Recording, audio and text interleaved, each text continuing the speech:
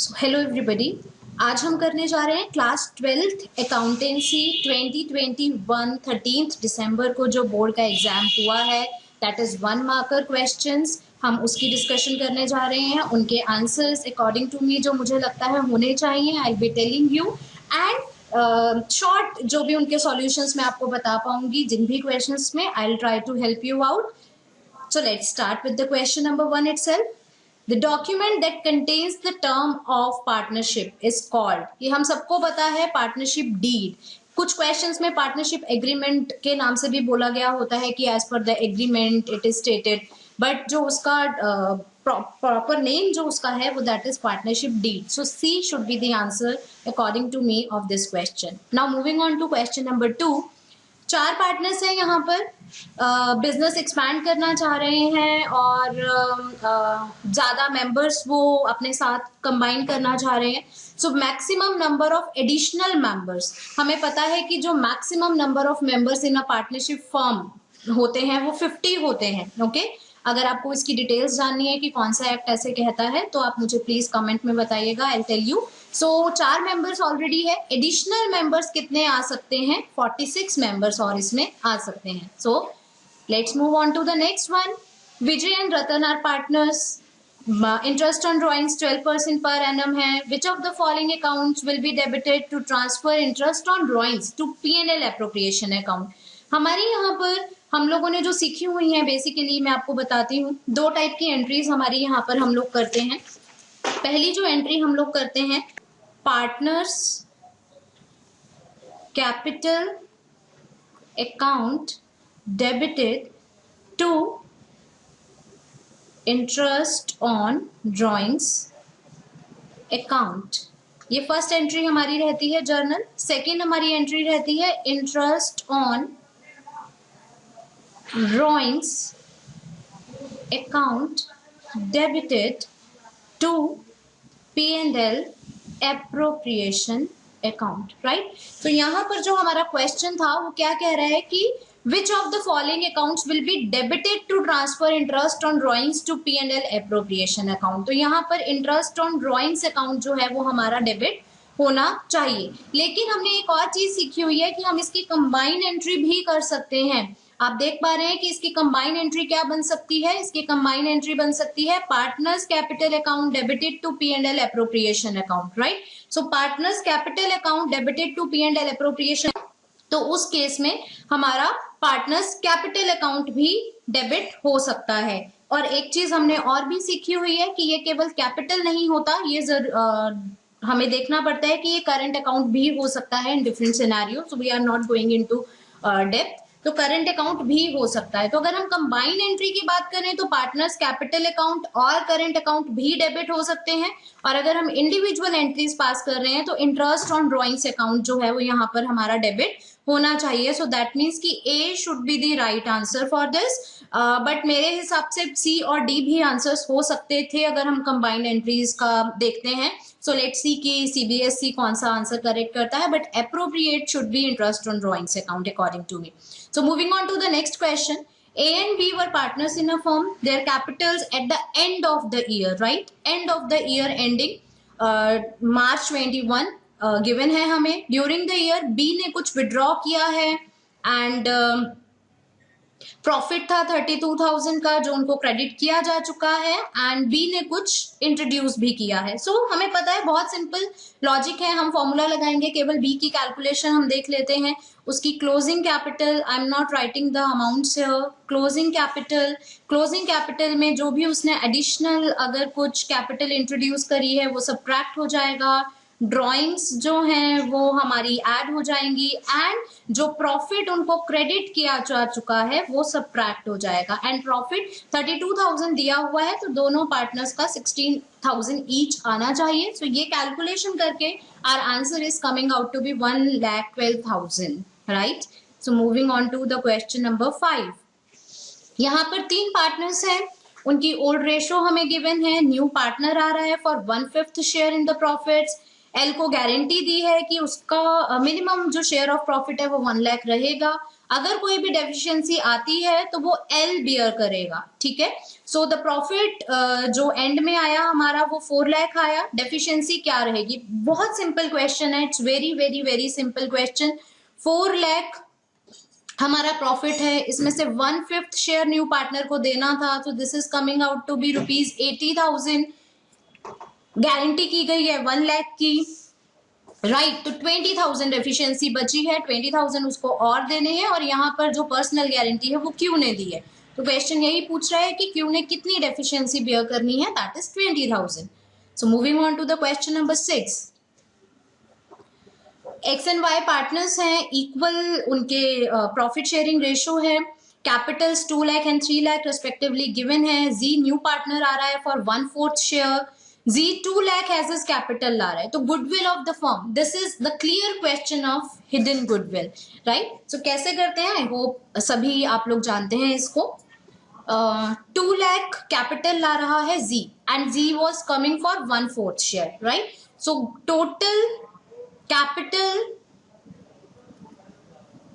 of the firm should be 2 lakh into for 1/5 share, 1/4 share it was coming. Okay, so 2 lakh into 4, that is 8 lakh. 8 lakh should be the total capital of the firm. और अभी है कितनी capital? 2 lakh हमारी x की है, 3 lakhs y की है, so 2 plus 3 and 2 lakh हमारी z की है, right? 7 लाख कैपिटल ऑलरेडी है, होनी चाहिए 8 lakh, so the difference 1 lakh is the amount of goodwill. So here the correct option should be A. 7th question, R and M were partners. Old ratio given है, new ratio given है, new partner आ रहा है 1/5 share के लिए, capital तो ला रहा है बट वो कुछ भी गुडविल नहीं ला रहा है, राइट। हमें पता है जब कोई पार्टनर गुडविल नहीं लाता है तो हम पार्टनर का, न्यू पार्टनर का करंट अकाउंट डेबिट कर देते हैं, और कुछ केसेस में कैपिटल का भी ऑप्शन हमें होता है हमारे पास, बट यहाँ पर क्योंकि सारे ऑप्शंस में मुझे करंट अकाउंट दिख रहा है तो हम करंट ही कंसीडर करते हैं। करंट अकाउंट हम न्यू पार्टनर का जो है वो डेबिट करेंगे, एंड सेक्रीफाइसिंग पार्टनर्स जो हैं वो क्रेडिट हो जाएंगे, राइट। तो जब मैं इसकी सेक्रीफाइसिंग रेशो कैलकुलेट करती हूँ इस क्वेश्चन में आर एंड एम की, तो मुझे पता चलता है कि जो आर का सेक्रीफाइस है old ratio minus new ratio करके, आर का जो सेक्रीफाइस है वो 9/40 आ रहा है, एंड एम का सेक्रीफाइस नेगेटिव आ रहा है, दैट मीन्स कि एम भी गेन कर रहा है एल के आने की वजह से, राइट।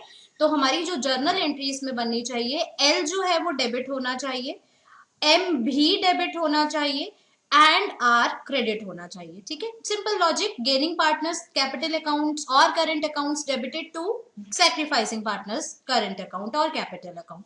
तो यहाँ पर एल का हमें 90,000 अमाउंट गिवन है क्वेश्चन में। If I show you 4,50,000 L के एडमिशन पे एस्टिमेटेड गुडविल है, 1/5 शेयर है, तो 90,000 हमारा हो गया एल का, तो एल के करंट अकाउंट में गए 90,000।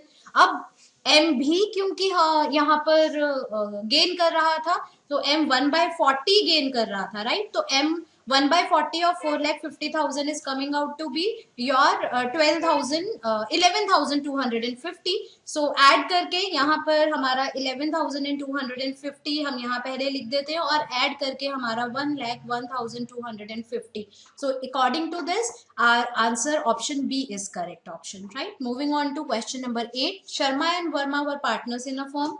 पार्टनरशिप डीड प्रोवाइड कर रही है interest on capital at 12% per annum. During the year Sharma ने विड्रू किए हैं 6,000 इंटरेस्ट ऑन ड्रॉइंग्स। हमें कोई इसमें टर्म नहीं पता है कि उसने beginning of month, beginning of quarter और व्हाटएवर कुछ भी हमें नहीं बताया है किस पैटर्न पे उसने विड्रॉ किए हैं।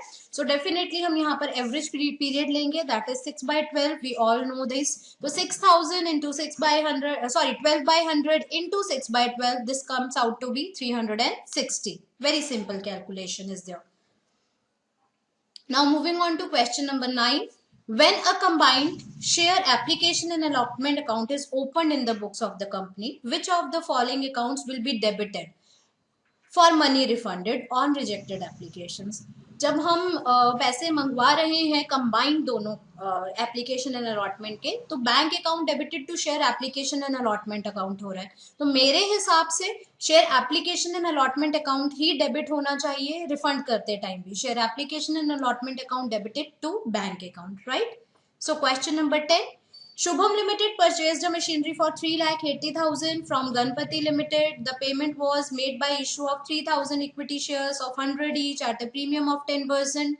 यानी एक शेयर यहाँ पर है 110 रुपीज का, राइट? सो एक शेयर अगर 110 का है, so 3,000 into 110, that comes out to be 3,30,000. 3,30,000 तो इक्विटी शेयर्स की फॉर्म में चले गए। सो 380 में से 330 के इक्विटी शेयर्स हो गए, 50,000 हमारा बचा जिसका क्या इशू किया गया? Check. Very simple question again. So option D is the correct option for this also. So now let's look at question number 11. Pooja Limited issued 50 lakh equity shares of rupees 100 each at a premium of 30 per share. Half of the premium was payable on allotment and बाकी का जो बचा हुआ है वो first call के साथ है। राजा को 500 शेयर्स अलॉट किए गए थे, उसने first call and second call नहीं दी और उसके शेयर्स फोरफीट हो गए। So on forfeiture of shares the amount debited to SPR, securities premium reserve account. हम लोगों ने एक चीज पढ़ी है, जब शेयर्स फोरफीट किए जाते हैं तो जितना प्रीमियम नहीं आया होता केवल उतना ही प्रीमियम फोरफीट किया जाता है। सॉरी, केवल उतना ही प्रीमियम फोरफीचर की एंट्री में हम लोग डेबिट करते हैं, राइट? तो यहाँ पर उसने केवल 500 शेयर्स के जो प्रीमियम नहीं पे किया है वो केवल सेकेंड इंस्टॉलमेंट ऑफ प्रीमियम पे नहीं की है, राइट? यानी 15 रुपीज ऑन 500 शेयर्स उसने पे नहीं किए हैं जो कि ड्यू था फर्स्ट कॉल पे प्रीमियम, राइट? तो 1500 into 15 is coming out to be 7500। यहाँ पर टोटल प्रीमियम का अमाउंट फोरफीचर की एंट्री पे डेबिट नहीं होगा। ओके, तो जितना प्रीमियम पेबल होता है और नहीं दिया जाता है, जिसमें से जितना पार्ट नहीं दिया जाता है केवल वही फोरफीट होता है, सॉरी वही फोरफीचर की एंट्री में आता है। 12th क्वेश्चन, वाई लिमिटेड ने 1 लाख शेयर्स इशू किए हैं, 8 रुपए का प्रीमियम है, 10 रुपए फेस वैल्यू थी और यहाँ पर हमें स्प्लिट बताया गया है। एप्लीकेशंस 1,50,000 शेयर्स की आई हैं। मोहन ने अप्लाई किया 4,000 शेयर्स के लिए, ओके, एंड उसने सारे पैसे एंटायर शेयर मनी जो है वो एप्लीकेशन पर ही पे कर दी। तो एप्लीकेशन पर कितनी मनी रिसीव हुई? बहुत सिंपल सा है, 1,50,000 रुपीज के हमें 8 रुपीज तो मिले ही एप्लीकेशन के, राइट? 1,50,000 शेयर्स के हमें 8 रुपीज मिले एप्लीकेशन के। So just let me 1,50,000 shares के लिए एप्लीकेशन रिसीव हुई थी और 8 रुपीज की एप्लीकेशन थी, पर शेयर रुपीज था एप्लीकेशन के लिए। तो 12 लाख ये हमें एप्लीकेशन 4 के सभी पैसे, पूरे पैसे उसने दे दिए एप्लीकेशन पे ही। सो 4,000 इंक्लूडेड है और जो टोटल शेयर हमारा बन रहा था 10 + 8 18 रुपीज का। 18 में से 8 तो 4,000 के है, इंक्रीज 1,50,000, राइट? बाकी के जो 4,000 इंटू हमारे 10 रुपीज थे, टोटल शेयर 18 का था, तो 4,000 के बाकी के जो 10 रुपीज है इसने अभी पे कर दिया, जो हमें एप्लीकेशन पे रिसीव हुआ, that is 12,40,000 according to me. So C should be the C option should be the correct option according to me. 13th is again very easy question. Loss है रिवैल्यूएशन पे, रिवैल्यूएशन अकाउंट जब हम बनाते हैं तो उस पे लॉस है और एडमिशन हो रहा है एक न्यू पार्टनर का, तो कौन सा अकाउंट जो है डेबिट होगा? हमें पता है लॉस होता है तो कैपिटल अकाउंट जो है पार्टनर्स के ओल्ड रेशो में डेबिट होते हैं। So A should be correct option है। नाउ क्वेश्चन नंबर 14, यहाँ पर एवरेज प्रॉफिट्स हमें गिवन है, नॉर्मल रेट ऑफ रिटर्न हमें गिवन है एंड नेट एसेट्स गिवन है। तो goodwill by capitalisation of average profit methods हमें कैलकुलेट करना है। बहुत सिंपल है, कैपिटलाइज्ड वैल्यू ऑफ बिजनेस निकालेंगे। वो हम कैसे निकालते थे? I hope you people are aware of that. 60,000 हमें यहाँ पर average profit given into 100 divided of return. ये कैलकुलेशन मुझे लेकर आ रही है ₹5 लाख के ऊपर। नेट एसेट्स मुझे गिवन है 4 लाख, तो net capitalised value of the business minus net assets कर देते हैं हम यहाँ पर, तो 1 लाख हमारे पास बचता है। This is the amount of goodwill. तो यहाँ पर हमारे पास ऑप्शन है, ऑप्शन ए ही है जिसमें 1 लाख है, तो 1 lakh should be the amount of goodwill of this particular question. 15th question. Due to change in profit sharing ratio, Anisha's gain is 1/5 and Harit sacrifices 1/5. Okay और वो एडजस्टमेंट एंट्री पास करना चाहते हैं, वो गिवन जो अमाउंट्स हैं general reserve and P&L account में उसको डिस्ट्रीब्यूट नहीं करना चाहते हैं. They want to just pass the single adjustment entry.